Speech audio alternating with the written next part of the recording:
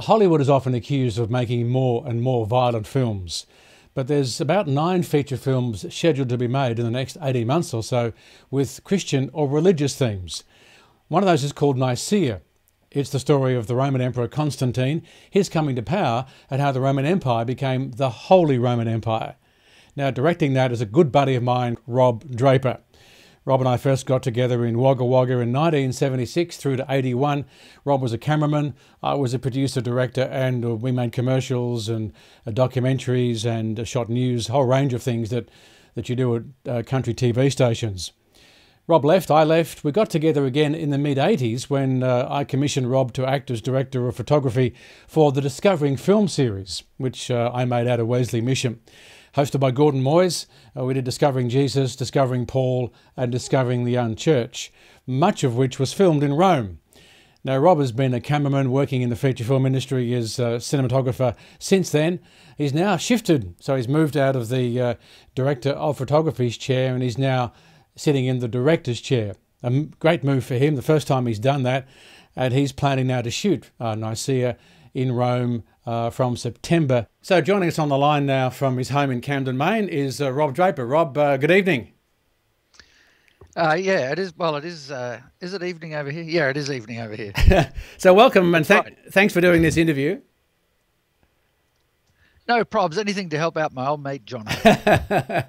No, Rob, you've been in the US for probably 30 years working on a whole range of projects. We'll talk about what you're going to do in a minute, but just give us an overview of the past 30 years if you can quickly.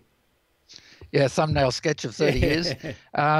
Yeah, I came over here in 1983 to sort of try my luck in the big smoke sort of thing, and got into doing drama, which is what I wanted to do.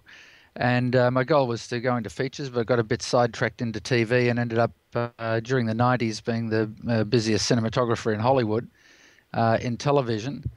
Shot some feature films, and the last few years actually got sidetracked again into a little bit of internet stuff, and was doing a lot of work for the London Times and News Corp. But yeah, it's been the first few years over here were pretty slow, you know, doing the whole beating the pavement, knocking on doors, trying to get a foothold.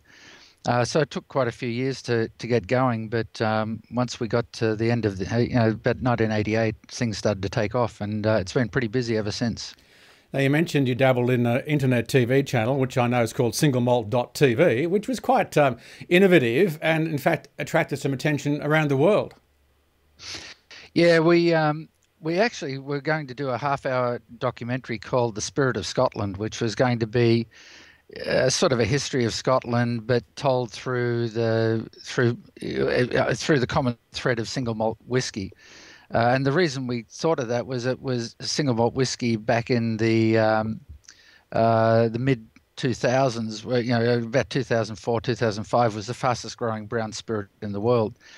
And I'd always wanted to shoot in Ireland or Scotland, so I thought, what better excuse than to do something on whiskey in Scotland. So we went over, and I actually went to MIP TV to try to sell the concept of the program, and I came across a company that had a booth about the size of a telephone box, and it was called Narrow Step, and they were doing online video, but very high quality online video, which it's hard to imagine, but back in 2005, it was unheard of.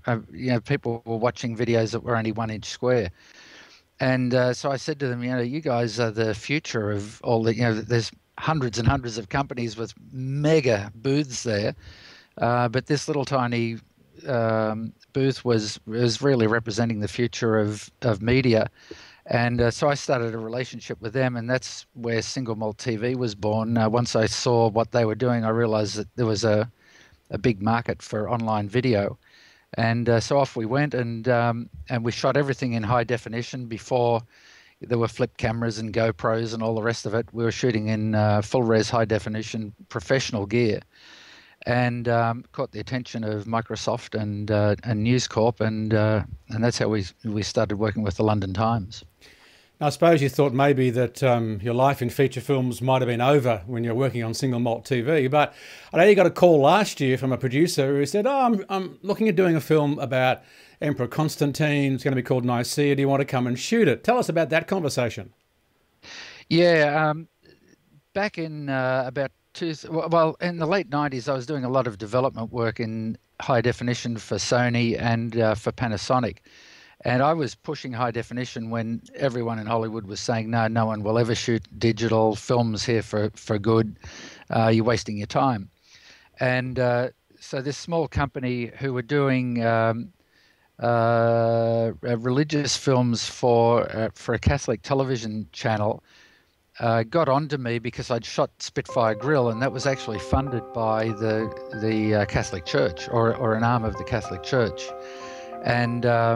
And so through them, they got in touch with me because they wanted to shoot some of their programming in high def. So I went and shot about, I think, 20 episodes or 20 segments for them. And then about a year later, they called me again. I went and shot another 20, and then we've stayed friends. You know, we got on great. They were a good bunch of guys. They have a company called Arcadia Films, but we kept in touch, going back and forth, and they had all sorts of projects that were coming and going and coming and going. And then out of the blue, they called me with this feature film about Constantine. So I said, yeah, sure, send me the script. And I read it. And after about 6 pages, it was like, I want to do this movie. It's just incredible. And that's how it started. But they called me to be the cinematographer. And I said to them, guys, that's not exactly how it works. You know, you hire a director and the director hires a cinematographer. And so they asked me if I would work as a consultant, which I did. And I really got into the script. The story is fantastic. But the more I got into it, the more they realized I knew the story, and I was, I was becoming more and more familiar. And as they were interviewing all the different directors, who were, a lot of them, half-hearted about doing it, they realized that there might be a director in their midst. And so they, and I was in a way sort of hoping that they might sort of think that, but I didn't want to say to direct this.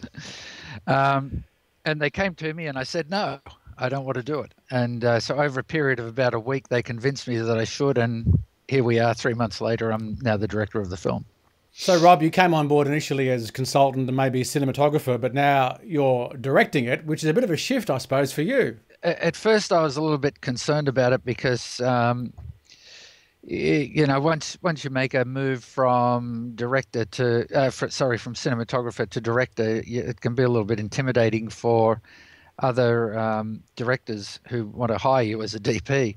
But the more I sort of thought about it, I've really been out of mainstream industry for about 10 years because of all the stuff I was doing with single malt TV.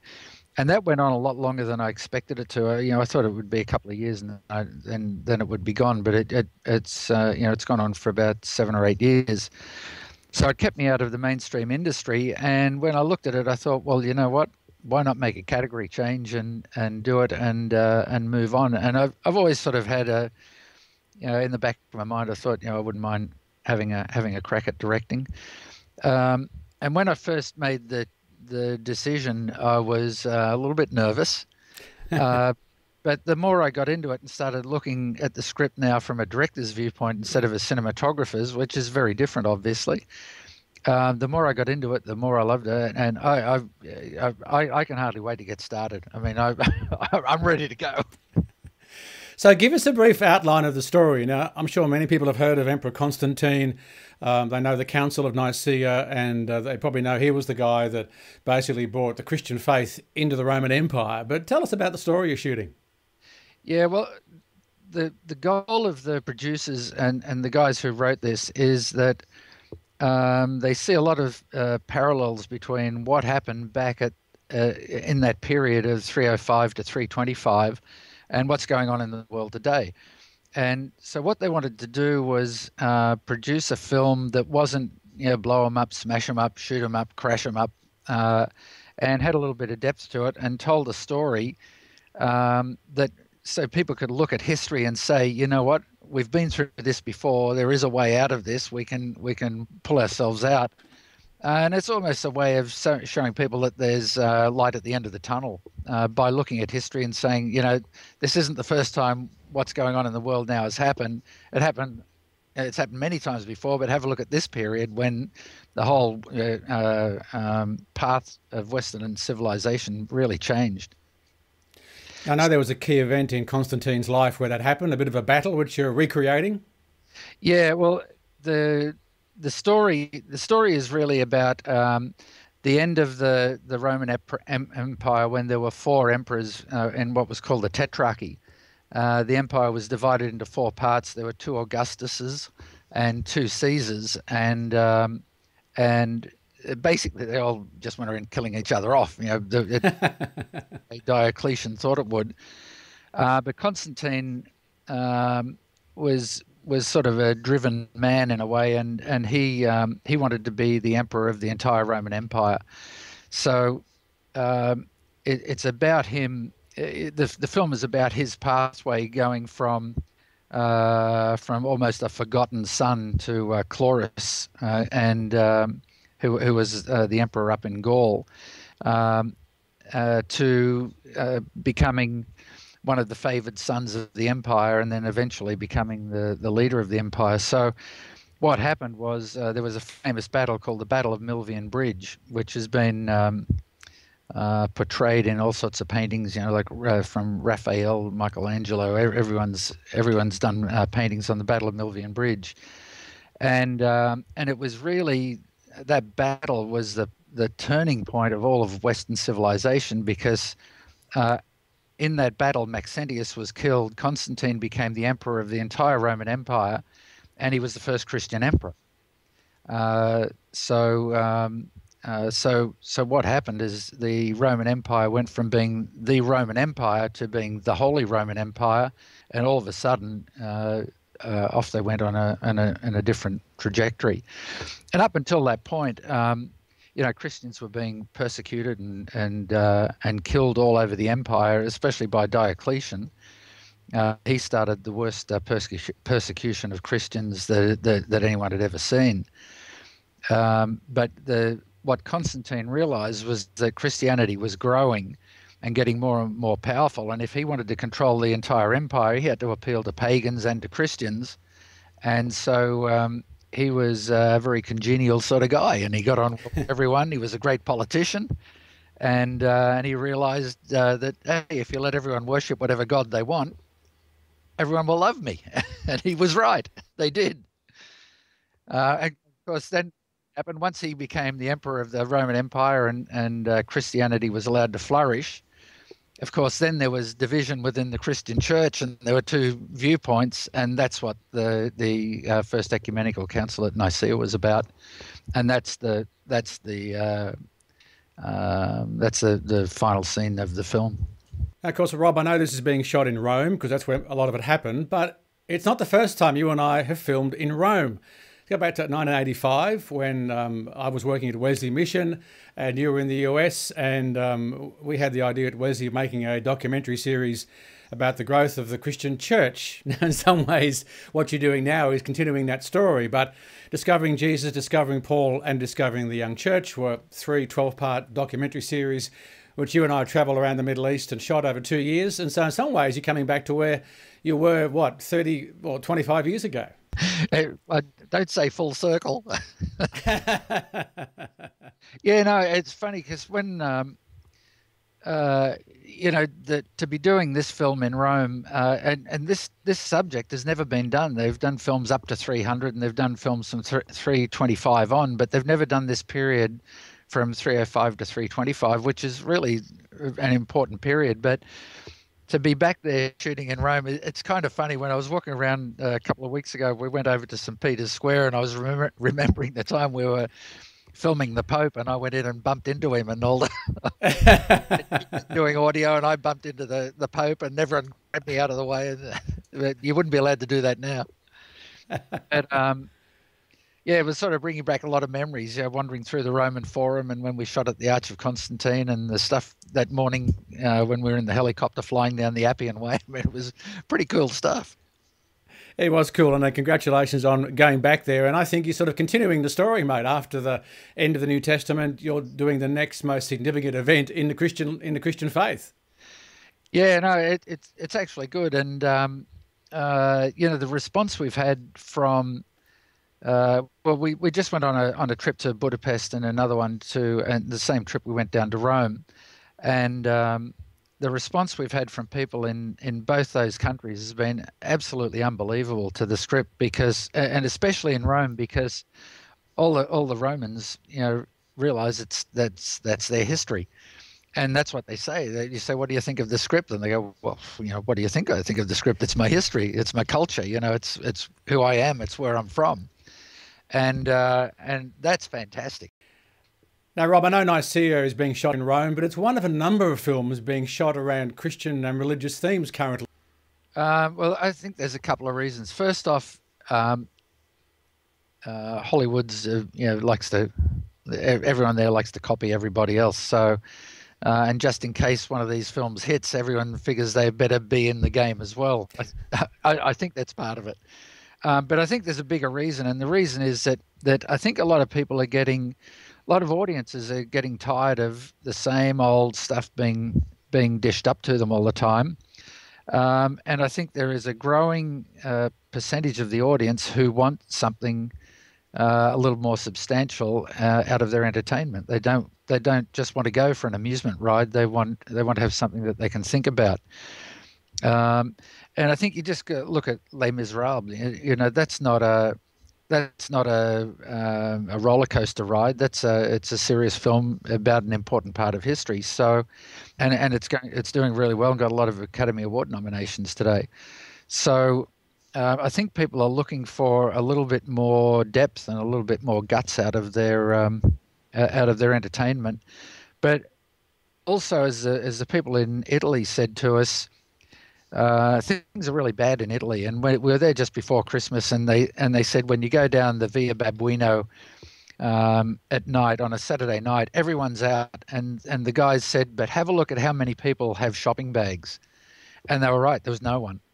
And he said, the problem is no one's got money. Everyone's struggling to make ends meet, and everyone's in a desperate straits, and all over Europe.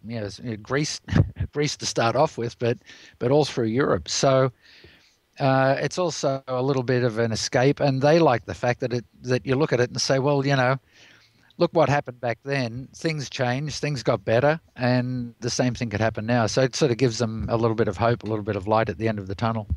We're shooting at Cinecittà Studios, which is where Fellini made all his films and all that sort of stuff. And there's a film there that's in prep right now called Christ the Lord.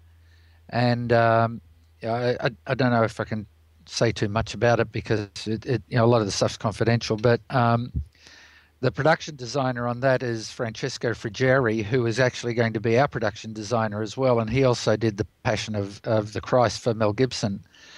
And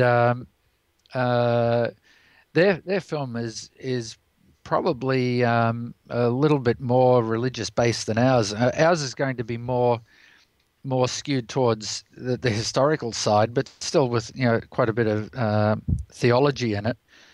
But Christ the Lord has got an enormous amount of religious content. But I haven't read the script, but I've talked to the director, and he was telling me about it, and it sounds fantastic. It sounds like a fantastic story. So, and I think there's 9 films at the moment that are all coming out with similar themes. So, Rob, congratulations once again. As we've been saying, we've been mates for probably 40 years, if not longer. We've worked together. We've done a whole heap of stuff together, and it's just fantastic for you. And congratulations, hang on, mate. Did you say 40 years? Well, if you go back to 1975, 76, it's getting close to 40, mate. It's longer, I think. Gee, you're right. You're right. Actually, Sue and I have been married 40 years on the 6th of February. Well, there you go. And we're up to 38, so we're not far behind. Woohoo! Well, congratulations again. We might try and catch up maybe when you're on the set of the Roman Forum. Yeah, Rob. that'd be great. Well, there's going to be a guy who's assigned to the film full time doing EPKs and all that sort of stuff. So, and I told him about this, and he's a former home box office promotional guy. So, what he's going to do is try to line up a lot of stuff with you so that we can do live webcasts and all sorts of things. So yeah, it'd be fantastic, and get the actors on and all that sort of all that sort of jazz. That'd be great, Rob. Thanks for chatting with us. Okay, no probs. Cut.